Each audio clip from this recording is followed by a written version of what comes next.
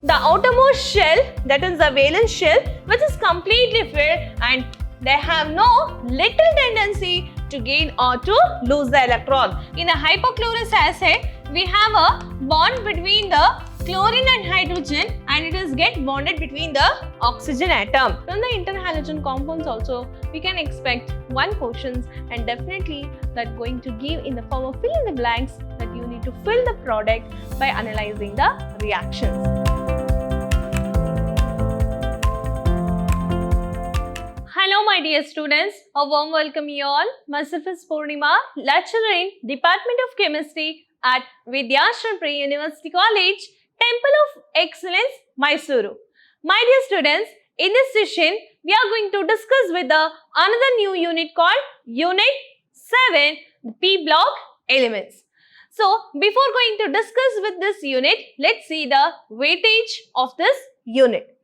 So, from this unit, we can expect one 1 mark question and the question number will be 9. And also we can expect one 2 mark question and the question number will be 21. And also we can expect 3 mark question and the question numbers are 27, 28 and 29. And totally we can expect 12 marks from this unit and this is one of the units which carries highest weightage. Okay. Let's see what we are going to discuss in this session. So, in this session, we are going to discuss with the 1 mark, 2 mark as well as with the 3 mark questions in the each part. So, hope you know that this is a inorganic chemistry unit. So, there will be a no 5 mark question at all. So, there is only the 3 mark question which is a major one. Let's see how the 1 mark question will be arises. When it comes to the P block element, remember the 1 mark question which always comes from the last group, that is group 18 in the periodic table. Hope you know that it is known as noble gases or the inert gases. Based on that group only, usually 1 mark questions will be raises. Okay, we'll see how the questions will be asked now. Okay, among the noble gases, which is one which is most abundant in the air. So, among the noble gases means the helium, neon, argon, krypton and xenon. Among these, argon is one of the noble gases which is abundantly found in the air. Name the noble gas which are radioactive. Hope you know that radon is one of the element which is belonging to the group 18 which is radioactive in nature. Give reason for the chemical inertness of the noble gases. As we already know that noble gas have the valence shell configuration of NS2 NP. So, noble gas having a valence shell electronic configuration of NS2 NP6, which means to say that in its valence shell it is having the 6 electron. So, it is completely filled. So, there is no need of accepting the electron or to lose the electron. Hence, it is known as completely filled shell. As we move down the group, that is, as we move down the group in the periodic table, okay.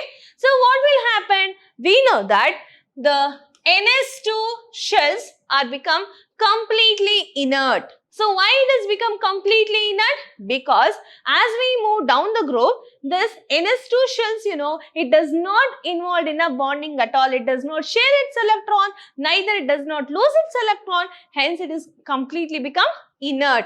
This nature is known as inertness of the noble gases. The reason for this is the outermost shell, that is the valence shell, which is completely filled and they have no little tendency to gain or to lose the electron. So, as we move down the group, the entire shells are become completely inert. Why it has become completely inert? Because it does not involve in a bonding with any other element, so that it does not share its electron, neither it does not lose its electron. Hence, it is known as inert. Okay. Next, what is passivity? Some metals like aluminium, chromium do not dissolve in concentrated nitric acid due to the formation of protective layer of the oxides on the surface of the metal. This phenomena, which is known as what? Passivity. So if you see that aluminium metal, and if you dissolved in concentrated nitric acid, if you apply the concentrated nitric acid, those metal which create the oxide layer over their surface. This oxide layer, it does not allow the inner surface of this metal not to react with the concentrated HNO3. So that nature of the metals is known as what? Passivity, and it is observed in the few metals such as aluminium as well as in the chromium. Okay. Next, name the 16th group P block elements which is radioactive in nature. If you see that the group 16 in the periodic table, we all know that polonium is one of the elements which is radioactive in nature, and it is belonging to the P block, and it is belonging to the group 16 in the periodic table. What is aqua regia? Remember, this aqua regia, it is also known as royal water. What we call for this? Royal. It is also known as royal water, and it is a mixture of concentrated HNO3 and concentrated HCl in the 3:1 ratio. In the 3:1 ratio, and this is mainly used to dissolve the noble metals such as gold, platinum and the silver, etc. Okay, so especially the ornament makers, they'll use this aqua regia to dissolve the gold ornaments. Noble gas have a large positive values of electron gain enthalpy. Why? So due to the stable electronic configuration, they have the positive gain, electron gain enthalpy. Why it is not negative? Because we know that all the noble gases, they have a completely filled electrons. Correct? No? In all the shells, the electrons are completely filled. Hence, it is known as completely filled shells or completely filled elements, or we say it is a inert elements also. Due to this, the electron gain enthalpy of the noble gases, it become positive. Name the noble gas which does not shows NS2-NP6 electronic configuration. So, helium is only the elements in this group 18. It does not show the NS2-NP6 because in the helium, we know that only 4 electrons will be there. Next, which noble gas can diffuse through the rubber and glass? So, helium is only the element which will be diffused with the rubber.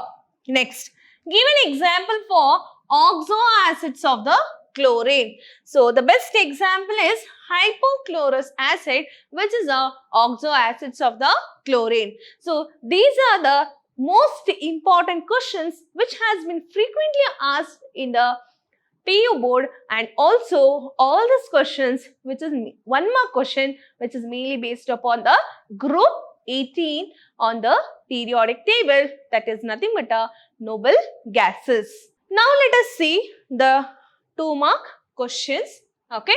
Mention any 3 reasons for the anomalous behavior of the nitrogen. So here the anomalous behavior of the nitrogen, fluorine and also with the oxygen, it is very important, and remember this question can also be asked for 3 mark as well as for the 2 mark. So always better to go with the 3 anomalous behavior so that it is easy to write for the 2 marks also. Okay. So that is mainly because of the smaller size, high electronegativity and ionization enthalpy and non-availability of the d orbitals in its valence shell. If you see that in the nitrogen, it has a electronic configuration of NS2, 2s2, 1s2, 2s2, 2p3. If you see that there are 7 electrons will be there, there is no availability of the d orbital. That is only the main reason, and due to the smaller size of the nitrogen, it shows its anomalous behavior from the rest of the other elements of this group.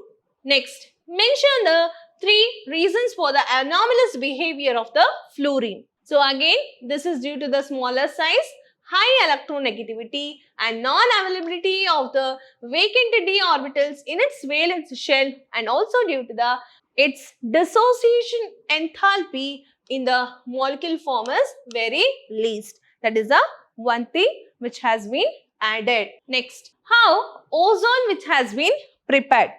So we know that ozone, it is nothing but a O3. How does it has been prepared can also be asked for 2 marks. Okay. When a slow dry stream of oxygen is passed through the silent electrical discharge, the conversion of oxygen to the ozone which is taking place, and this process which is leads into the formation of ozonide oxygen. You can see that they'll take the dry stream of oxygen which is allowed to pass through the silent electrical discharge. Silent electrical discharge, which is also known as sparkless electrical discharge, to give rise to the ozone. Okay, to give rise to the ozone, and this is a procedure for the preparations of the ozonide oxygen by using the sparkless electrical discharge. Next, what happens when a chlorine is react with a dry salcid lime? So, what will happen when the chlorine is react with the salcid lime? Obviously, the bleaching powder will be formed. We'll see how the reactions will occur. So, this is a salcid lime which is allowed to react with the chlorine gas. You can see that this is a bleaching powder which has been formed. Bleaching powder with calcium chloride with the formation of water. So, when the chlorine is reacted with the salcid lime, it gives rise to the bleaching powder with the formation of calcium chloride and with a water molecule. Next, we'll see with the 3-mark question. Remember, when it is comes to the 3 marks, from the P block element, it is very important to know the manufacturing of ammonia by Haber's process, manufacturing of sulfuric acid by contact process, and manufacturing of nitric acid by Ostwald process. All the 3 important processes are very, very important for the examination point of view. And also, most of the time, how the halogens will react with the elements, that is also can be asked in the form of naming the product, that we will discuss at the last. Okay, we'll see the manufacturing process of the steps. Given the balanced chemical equations with the conditions for the manufacturing of nitric acid by Ostwald process. Remember, these 3 questions are most frequently asked question. Any one questions will become for your exams. Okay, first step is oxidation of ammonia to the nitric oxide. So, the mixture of ammonia and air is passed over the platinum and sodium gauze catalyst at a temperature around 750 to 900 degrees Celsius. When ammonia is get oxidized, it get converted into nitric oxide. Since the reaction is exothermic and the heat of the reactions which is maintained the temperature by the catalyst. You can see that the first steps itself is the oxidation of ammonia. So, where the ammonia which is allowed to react with an oxygen in presence of platinum and rhodium as a catalyst at very high temperature and very high pressure, this ammonia which is under oxidation and get converted into nitric oxide. Remember, it is an exothermic reaction, hence lot of heat which has been released and it will maintain by the catalyst. And the next step is oxidation of nitric oxide into nitrogen dioxide. So again, the nitric oxide will be further oxidized with an oxygen to give rise to the nitrogen dioxide. In the 3rd step, there is a formation of nitric acid will be formed. How? You are taking the nitrogen dioxide which has been dissolved in water to give a nitric acid, and again the nitric oxide will be also formed. Again, this nitric oxide will be further oxidized with an oxygen to form a nitrogen dioxide, and later that nitrogen dioxide will be further dissolved in water to give a nitric acid. Like this, the nitric oxide will be recycled again in this process. Okay, concentrating the nitric acid. The solution of HNO3 is concentrated by distillation till a constant boiling mixture is obtained. Its strength is nearly 68% by mass. The further concentration to the 98% is obtained by dehydration with a concentrated H2SO4. So once the nitric acid which has been obtained from this process, they'll do the concentration process. That concentration process will be done by distillation process. Later, in order to make it for the 98% concentrate, they'll go with the dehydration processes. So, hope you all understood with this steps which has been you have to write for the exams, where the 3 steps it's enough to get for the 3 marks. Okay. So, up to here, you can write it. For further, you can write for the concentration of nitric acid also. Next question. Write the structure of hypochlorous acid and chlorous acid and the chloric acid. So, these are the structures of the hypochlorous acids. You can see that in the hypochlorous acid, we have a bond between the chlorine and hydrogen, and it is get bonded between the oxygen atom. Similarly, in the chlorous acid, again there is a one more oxygen which has been extended. You can see that HOCl and O is another extra which has been added. You can see that again this is a hypochlorous acid, one extra oxygen which has been attached to the oxygen, hence it is named as a chloric acid. This is how, if they ask you to write for the structure, you need to be very cautious in writing with the structures of the compounds which has been given from the T block. Okay. Next question. Explain the principles which are involved in manufacturing of ammonia by Haber's processes. So again, this is a 3-mark question. It is very important to know what to write when they ask you to write for the manufacturing of ammonia by Haber's processes. So in the Haber's process, we all know that we are taking the mixture of nitrogen and hydrogen in 1:3 ratio at the pressure around 200 atm and the temperature around 700 Kelvin, and the catalyst which has been used for this is iron oxide, which has been mixed with K2O as well as with the Al2O3, because it will be acting like a promoter.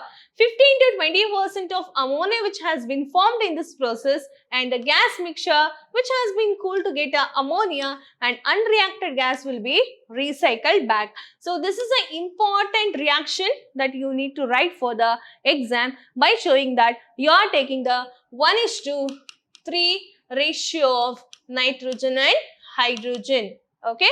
So to give rise to what? Ammonia. So you can understand this procedure by looking at this processes. We are taking the nitrogen and hydrogen in 1:3 ratio, which will be allowed to pass through the compressor. Later, it will be fall into the catalytic chamber, where the iron oxide will be mixed with the Al2O3 or with the K2O, so that it will be act like a promoter. Finally, the nitrogen and hydrogen will be reacted to form a liquid ammonia. Unreacted hydrogen and nitrogen will be pumped back, and again it will be go to the compressor, and that process will be repeats every time. So in the examinations also, it is very much necessary to write this diagram.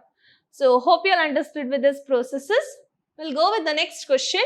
In the manufacturing of sulfuric acid by contact process, write the reactions and also with the optimum conditions which has been used for this processes. So most of the time, even though they have asked the manufacturing processes, you need to know that which catalyst which has been used, what are the optimum conditions which has been maintained. It is very important. So they can also ask you in this way. So we know that again in the manufacturing of sulfuric acid by contact process, there are 4 steps will be there. So we'll see with the first step. First step is burning of sulfur with an oxygen to form a sulfur dioxide.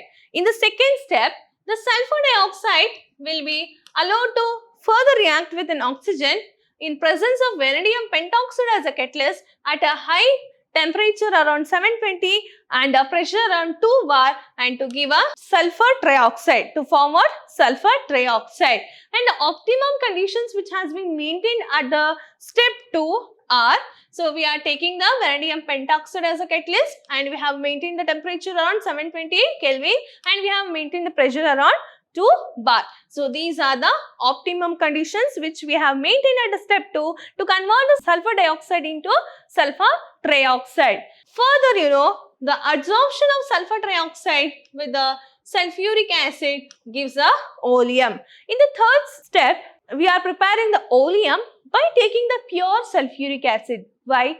Because in the sulfur trioxide, if any water with content which is there, that will be allowed to escape by treating with the pure sulfuric acid. You can see here. So that it will dehydrate the entire sulfur trioxide and convert that into the oleum. So you can see that S2O7. Further, that oleum will be dissolved in water to give a sulfuric acid. So in the examination, all the 4 steps that you need to be remember for writing the preparations of sulfuric acid or the manufacturing of sulfuric acid by contact processes. So what is the first step?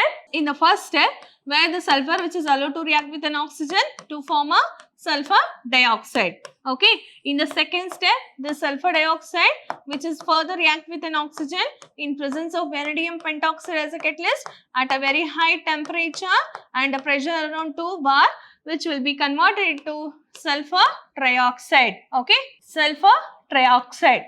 Now at the step 3, this sulfur trioxide will be allowed to react with the pure sulfuric acid in order to remove the water content to form a oleum. To form what? Oleum to H2S2O4. In the further, this oleum will be further dissolved in water to give rise to the sulfuric acid. To give what? Sulfuric acid with the evolution of water molecule. So this is all the 4 steps you need to know while writing the exams, and also it should be balanced. Next question. Complete the equation. So in the examination, obviously we know that there are 3 different questions can be asked from this unit. Okay. So already we have discussed with the 2 mark, and also definitely we know that in the 3 mark they are going to ask for the manufacturing of sulfuric acid or the ammonia or with the nitric acid. Okay. But again, they can also ask you to write to complete the reaction by giving the questions like this. Okay. Let's see how does the interhalogen compounds will be formed. So this is a question based upon the interhalogens. So hope you know that how the interhalogens will be formed in the P block element. Interhalogen means it is a reactions between the different halogen atom. It is a reaction between different halogen atom. This is said to be interhalogen compounds. Okay. Cl2 and F2, which is allowed to react at very high temperature around 473 Kelvin. So here both halogens are taken in an equal volume, so that the product will be how many chlorine and how many fluorine will be there? 2. So you can write 2ClF. Okay. It is an interhalogen compound. Next. If Cl2 is in excess quantity or chlorine in excess quantity, which is allowed to react with an fluorine at very high temperature around 573 Kelvin, what will be the product? So it will be ClF3, 2ClF3. Now again you can see that iodine and chlorine which is allowed to react, and they are taken in an equimolar quantity, and it forms 2Cl, or you can write 2ICl. Okay. This is how you need to find out the product of the reactions, and also they'll give the questions by writing the end product. For writing the correct end product of these 3 reactions, you'll get a 3 mark. We'll see with the one more question. Complete the following reactions where xenon fluoride, which is allowed to react with water, and xenon fluoride will be react with water, and xenon fluoride will be react with water. You can see that they have taken the different quantity of water to react with the xenon fluoride, hexafluoride. Okay, we'll see with the product now. So in the first reaction, xenon hexafluoride react with a water molecule to give ZeO3 plus 6HF. In the second step, it is xenon O2 F2. In the third reaction, xenon hexafluoride react with the two molecules of water. It forms xenon F4. Okay. So this is how the major end product can also be asked with the reaction by giving the interhalogen compounds, because from the interhalogen compounds also we can expect one questions, and definitely that going to give in the form of fill in the blanks that you need to fill the product by analyzing the reactions. Hope you are understood with this unit. Please go with the 3-mark question, especially with the manufacturing processes, and try to practice with the some of the structures which have explained, and try to go with the fill in the blanks like questions which has been repeatedly asked from the interhalogen compounds. Thank you. I'll meet you with the next session. Till then, take care. Be safe.